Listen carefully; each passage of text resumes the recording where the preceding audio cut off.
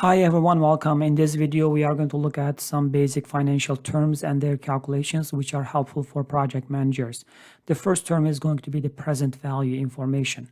So if you have a certain amount of money, or if you are going to be receiving that money, it's better to receive that money right now rather than later, because you could just take that money and invest in certain stocks or the exchange traded funds, and then you would make money out of that.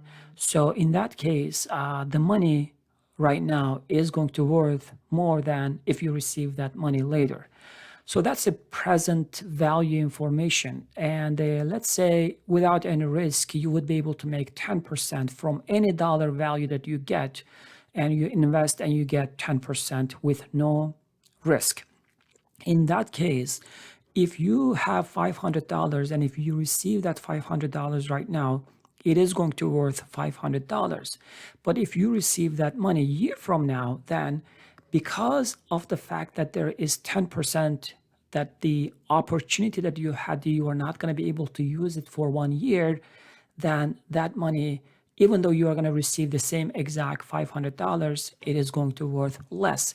And how much is it going to worth is the question. It is going to worth that $500 divided by 1 plus that discount rate, and that is going to be your value. And I put a dollar sign for 2 that I'm going to copy that down for the other cells. So right now it is going to worth in year 1 454.55, and it is going to worth in year 70 only 0.63, less than $1. And why is that? Because no one is going to just get their $500 in 70 years later. You're going to receive the same exact $500, but it is going to worth much, much less because you could just invest that money in. So if I look at these numbers, I may be able to find the exact same values by just not following the order, but I can just maybe look at that and that initial amount, that $500, then I can divide it by 1 plus that discount rate, and then to the power of 10, and that is the value here. And let's just put that function statement there as well. So if I do this, what's happening is we are just considering the fact that every year it is compounding and it is just decreasing exponentially. And that is in year 10, it is going to decrease to 192.77. And I can just, use that instead of just relying on every single value. I can just rely on that. So why is that not working? Let's take a look at here, the initial value. Okay, so B2, I'll have to just put a dollar sign there. And I hope that's going to solve the problem here. Yes. Then I can just double click on it, and these are the same exact values. Another way of doing that is going to be using the PV, the present value function in Excel, and the rate is 10%. And then we have the number of periods, that is the period here. And then the payments, we are now looking at them individually. So we are not assuming in between payments. So we'll skip that by just putting a comma. And the future value, we're going to just say negative 500 to just get the positive number there, and then close it, enter. So we have the same exact number as well. Again, let's see if it's going to work for this one. Yeah, it does. And here we go. We are able to get the same number by just using the PV function as well. Okay, so every one of them is just giving you the same information. So let's now move on to another problem. Let's say you have a project, and for this project, you are going to just invest $4,000 right now. And then in the future, you are expecting to get some cash flows, like $5,000 in the first 5 years. And then you have year 6, $20,000, etc. So would you invest in this project? Now let's take a look at this present value information. Now we're going to assume a discount rate of 5%. So meaning that if you do not consider this project, and if you, let's say, invest your money somewhere else, and then you would be able to get 5% return.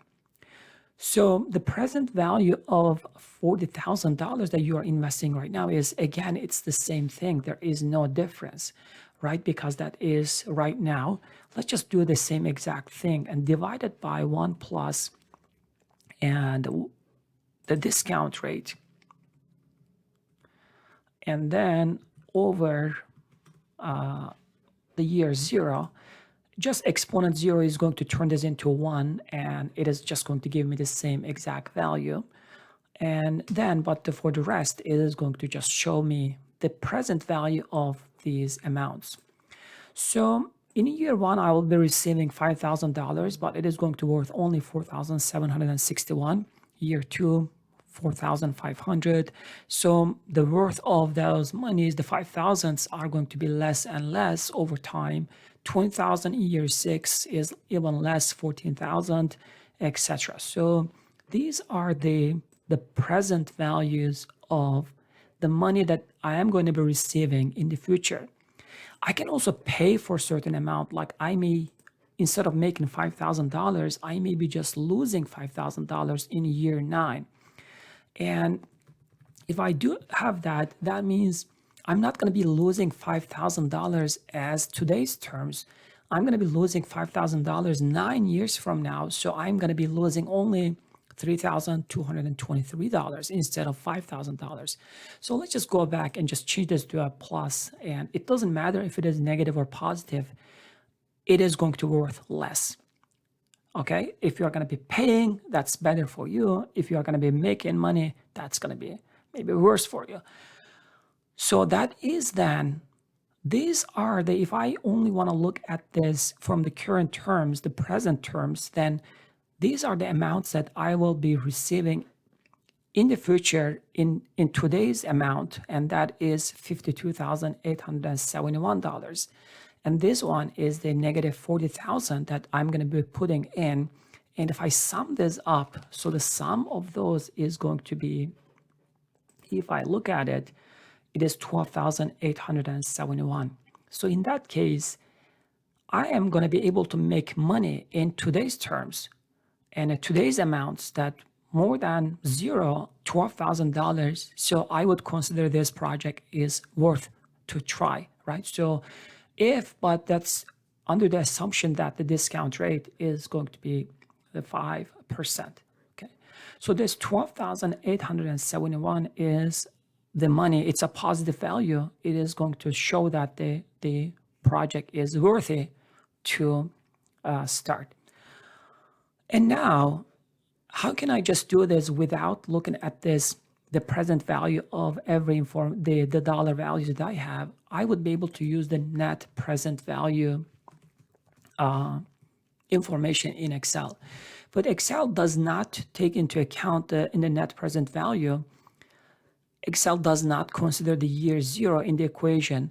It finds the values of the future cash flows in today's terms, and it could just, consider different amounts of money there. So in that case, what we need to do is let's just try that NPV first and then try it. And the rate is 5%.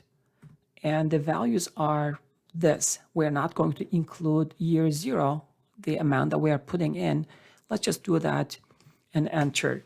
So that's 52,871. That is what? That's exactly this amount, 52,871, not including the today's terms.